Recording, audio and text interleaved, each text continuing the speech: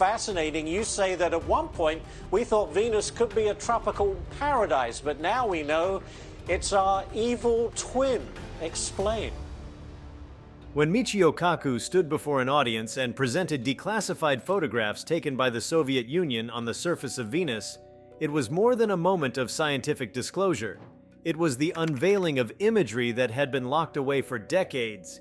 Pictures that once symbolized the peak of Cold War space rivalry but now serve as windows into one of the harshest environments in the solar system. The photographs captured by the Soviet Venera missions, grainy and surreal, showed the alien terrain of Venus in a way that no human eye could have imagined on its own. Kaku's reveal was not about political tension or espionage, but about the raw, astonishing reality of another planet that had been imaged during a time when secrecy was the norm. Before we start, smash the like and subscribe buttons for more updates. The Soviet Union was the first and only nation to land spacecraft successfully on Venus and transmit images from its surface. Beginning with the Venera program in the 1960s and peaking with landers in the 1970s and 1980s, the missions represented one of the boldest feats of planetary exploration ever attempted.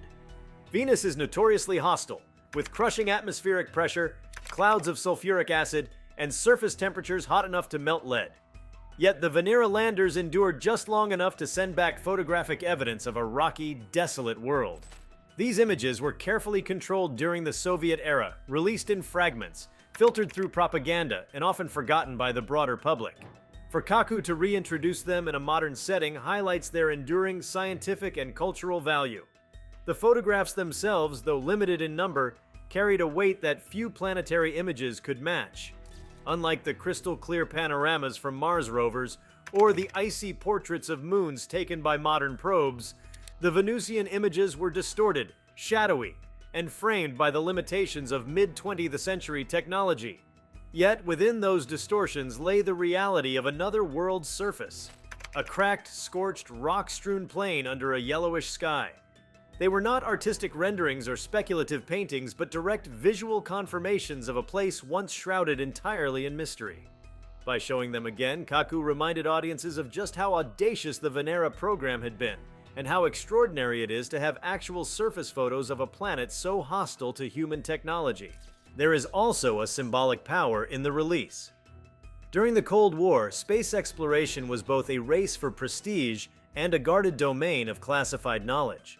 The Soviet Union was particularly cautious with what it revealed, often disclosing only partial successes and suppressing information about failures. For the images from Venus to exist at all, let alone survive into the present, is a testament to the meticulous archiving of Soviet planetary science. By presenting them openly now, Kaku frames the photographs not as tools of geopolitical competition, but as treasures of human curiosity. They no longer belong to a single nation or ideology, but to humanity's collective effort to understand the cosmos. The scientific implications of these photos are immense, even decades later. Venus has often been described as Earth's twin in size and composition, yet its surface environment is a nightmarish counterpoint to our own.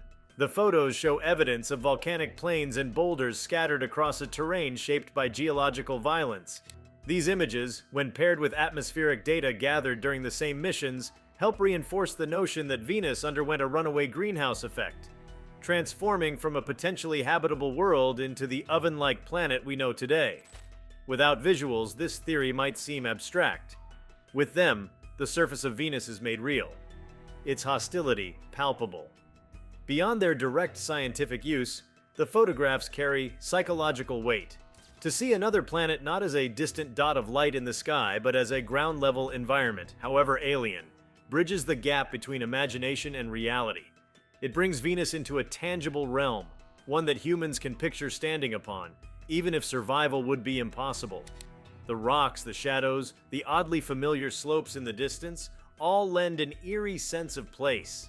They remind us that the solar system is not an abstract set of orbits, but a collection of real worlds with surfaces, textures, and stories etched into their landscapes. Kaku's role in presenting the images is particularly significant. Known for his ability to popularize complex scientific ideas, he framed the declassified photographs not as dry historical relics, but as powerful symbols of discovery. In doing so, he recontextualized them for a new generation raised on digital imaging and high-definition planetary exploration.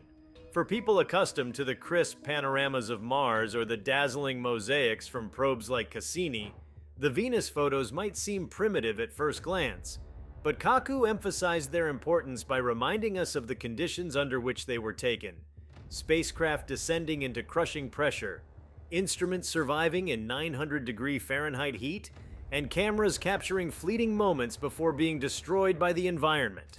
The implications extend into the philosophy of exploration.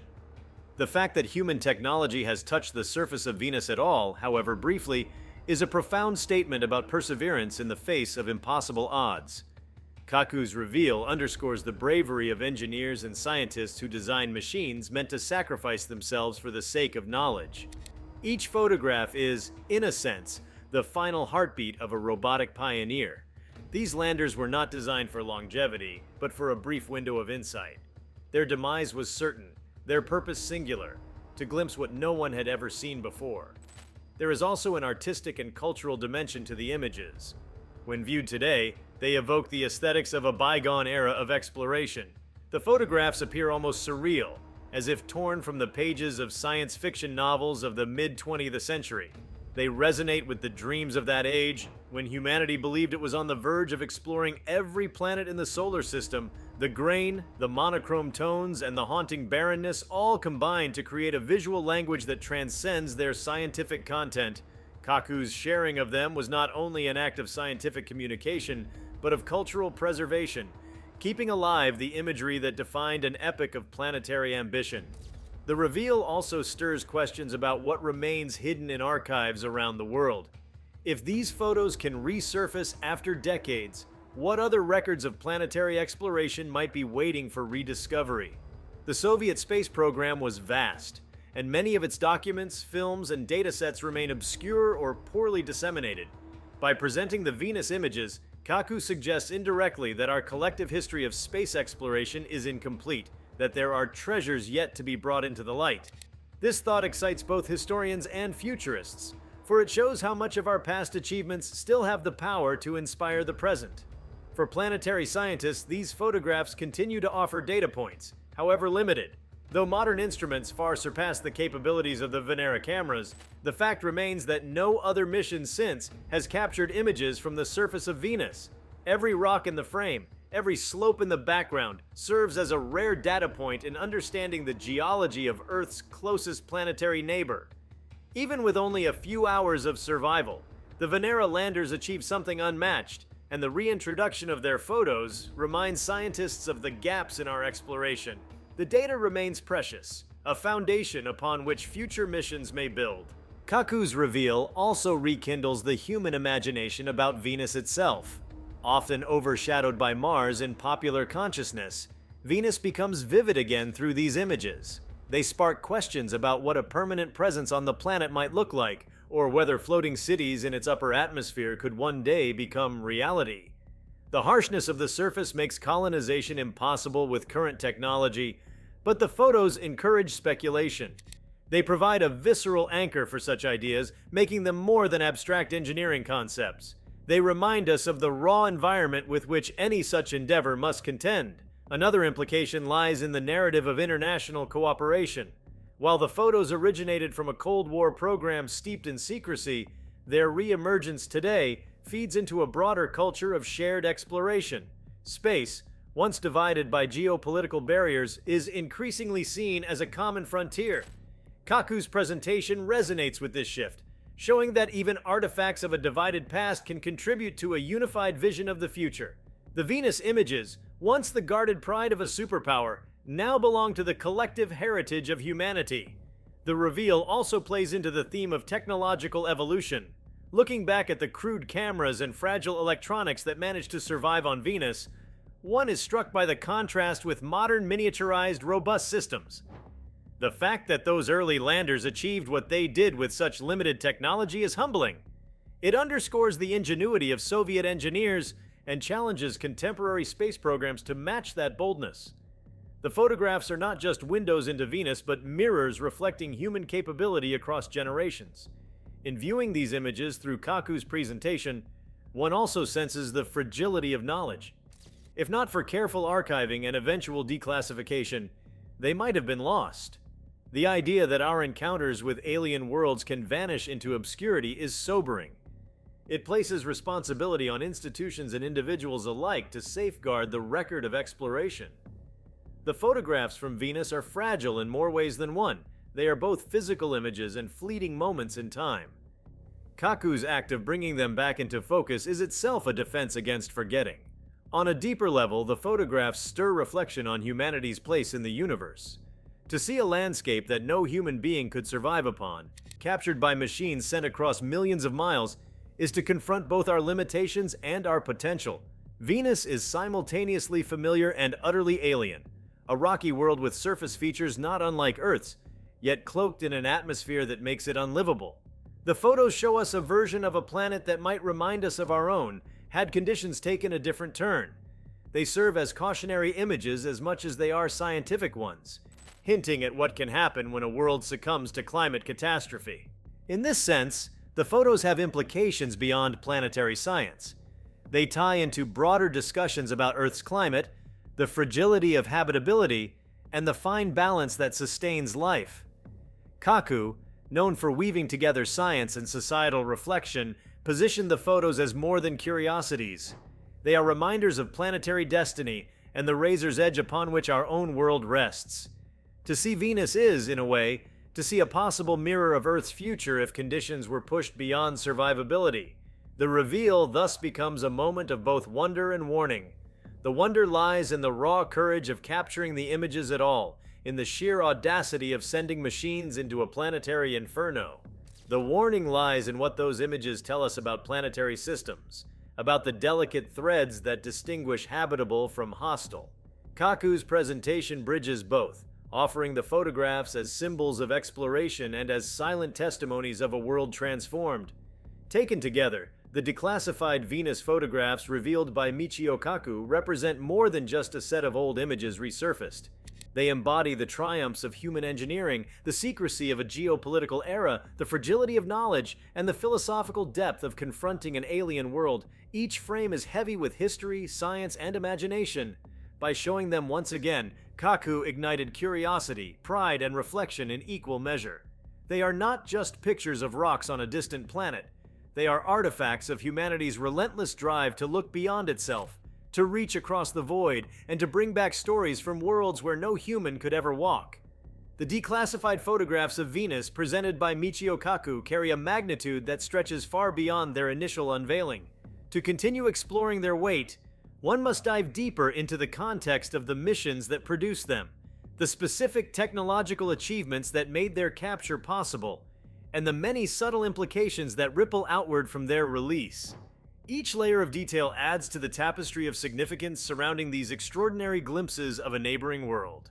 The Soviet Venera missions represent one of the most daring chapters in space exploration. Unlike the American Apollo program, which sought human footprints on the moon, the Soviet Union directed immense energy toward robotic exploration of the inner planets. Venus, cloaked in impenetrable clouds, seemed the perfect target for bold attempts. The challenge was immense. Temperatures approaching 900 degrees Fahrenheit, atmospheric pressure nearly 100 times greater than Earth's, and a corrosive atmosphere thick with carbon dioxide and sulfuric acid. Any machine sent there faced inevitable destruction within minutes. Yet, the Soviet engineers persevered. By the early 1970s, they had mastered entry systems, parachute deployment, and protective casing robust enough to keep instruments alive, if only briefly, once on the ground. The success in transmitting imagery came with Venera 9 in 1975. The lander survived for about 53 minutes, long enough to capture and beam back black and white photographs of jagged rocks and dusty plains. For the first time, humanity had an image of another planet's surface. Later missions, such as Venera 10, 13, and 14, built upon these triumphs, sending back color images and more detailed panoramas. Each photograph added a piece to the puzzle of Venus, portraying not just a world of infernal heat, but a complex terrain with ridges, slabs of rock, and surface features hinting at geologic processes. These were the images that eventually found their way into classified archives, shielded from broad circulation only to be revived decades later by figures like Kaku. The engineering behind these missions cannot be overstated. Soviet scientists had to design electronics that could withstand crushing pressure, comparable to being submerged nearly a kilometer beneath Earth's oceans. They constructed titanium pressure vessels, sophisticated cooling systems, and lens covers capable of snapping open despite the extreme environment. Every component had to function flawlessly, for the lander's survival time was measured in minutes. The cameras were rotating scan devices, painstakingly capturing vertical slices of the terrain to be assembled into complete images. Each transmission was an act of defiance against a planet designed to destroy machinery. The very existence of the photographs is proof of human ingenuity under extraordinary constraints. When Kaku revealed the declassified photos, he tapped into a broader truth: the intersection of technological limits and human willpower. In the mid-20th century, the world was still reeling from wars, revolutions, and the onset of the nuclear age. Yet amid this turbulence, people were looking skyward, pushing machines into environments where survival seemed impossible. The Venus images are echoes of that mindset, a refusal to accept impossibility. They symbolize not only a Soviet triumph, but a universal one, evidence that humans can project themselves into places that should remain forever unreachable. The photographs also ignite reflection on perception itself. For centuries, Venus had been an object of mystery. Its brilliance in the night sky sparking myths of love and beauty, its clouds hiding secrets from telescopes. Before the Venera images, speculation about the surface ranged from lush jungles to desolate deserts. Science fiction writers painted Venus as both paradise and nightmare, depending on the imagination at hand. The photographs stripped away that veil of fantasy. They showed a reality harsher than most dared to imagine, a lifeless wasteland where rock and heat reigned supreme. Yet in their starkness, they were no less mesmerizing. The end of speculation did not kill imagination. It redirected it toward new questions, grounded now in truth. Kaku's presentation also emphasizes the continuity of exploration across eras. The Cold War period that birthed the Venera program was one of division, secrecy, and competition. Today, however, space exploration has increasingly shifted toward openness and collaboration. Scientists from across the world now share data, publish collectively, and build multinational missions. By resurfacing Soviet photographs under the banner of shared human achievement, Kaku symbolically reclaims them for all of humanity. They no longer belong to a bygone state, but to a species still striving to understand its cosmic neighborhood. In examining the implications of these photos, one cannot ignore their relevance to the philosophy of planetary exploration. They stand as milestones in our attempt to transform the unknown into the known, to take a celestial body shrouded in mystery and anchor it with tangible evidence. In this sense, they also serve as reminders of the finite nature of opportunity. Venus is so hostile that missions to its surface remain rare, costly, and fleeting. Decades after the Venera missions, no spacecraft has returned surface imagery. The Soviet photographs are still, remarkably, the only direct visuals we possess. Each picture thus gains a unique weight. They are not just old records, but the only window we currently have into a planetary surface only 25 million miles away. This fact also invites contemplation about priorities in exploration. Mars, with its more hospitable climate and tantalizing potential for past life, has overshadowed Venus in mission planning. Yet Venus may hold secrets just as profound, particularly about planetary climate systems and habitability. The photographs, in their stark depiction of an overheated, crushed landscape, are silent arguments for renewed attention to this world. They say here lies a planet similar in size to Earth, but one that diverged catastrophically. To ignore it is to ignore a lesson about our own future. The cultural impact of these photographs, revived through Kaku's reveal, extends beyond science. They resonate with the human need for imagery, for visual confirmation of what lies beyond. Numbers and data alone cannot stir the same emotions as a picture of alien rocks under an alien sky.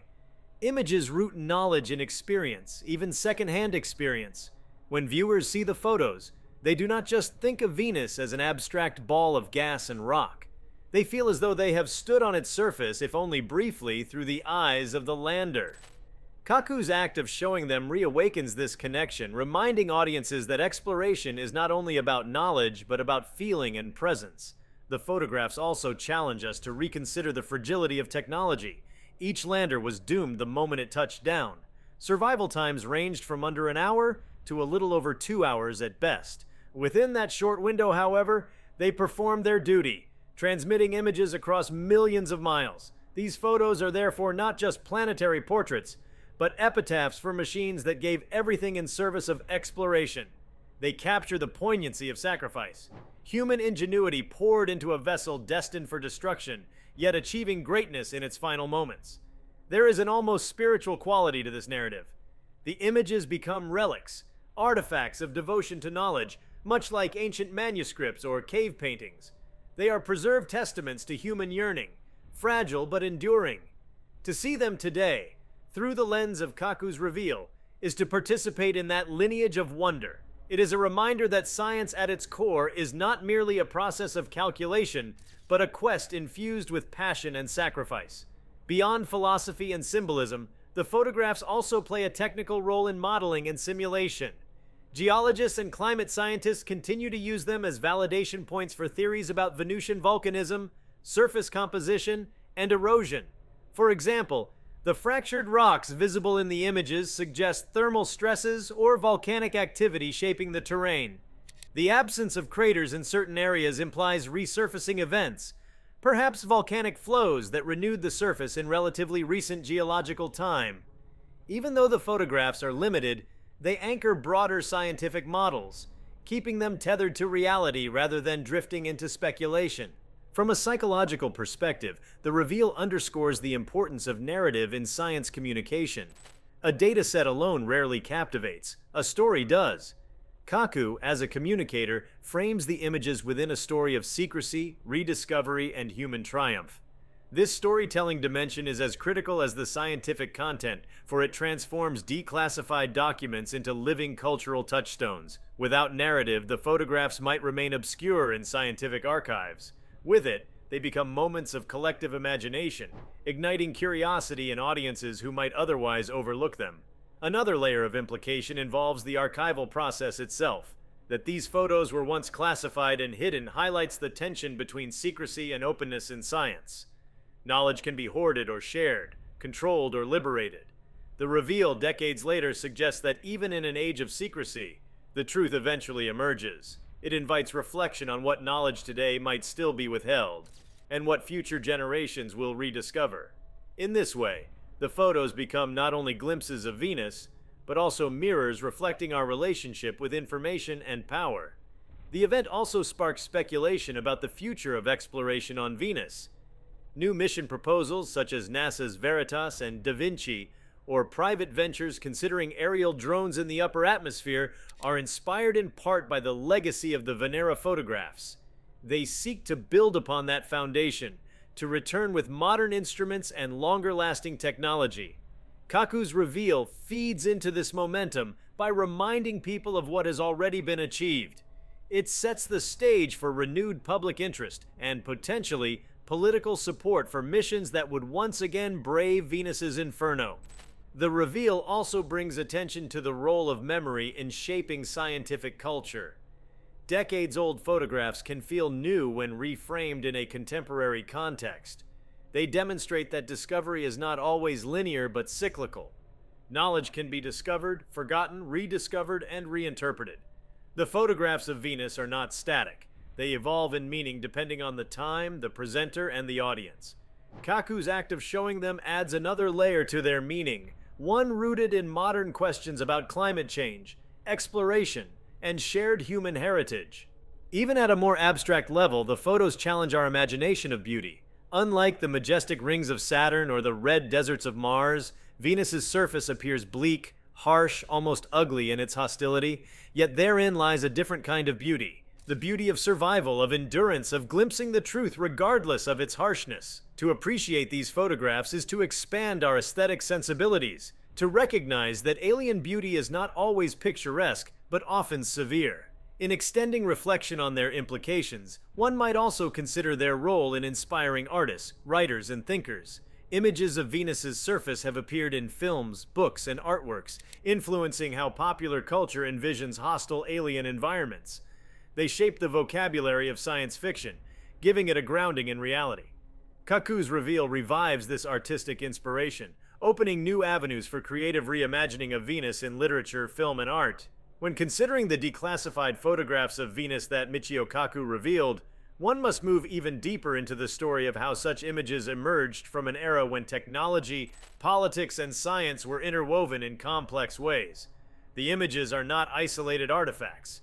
They are nodes in a vast web of history, ambition, and scientific inquiry.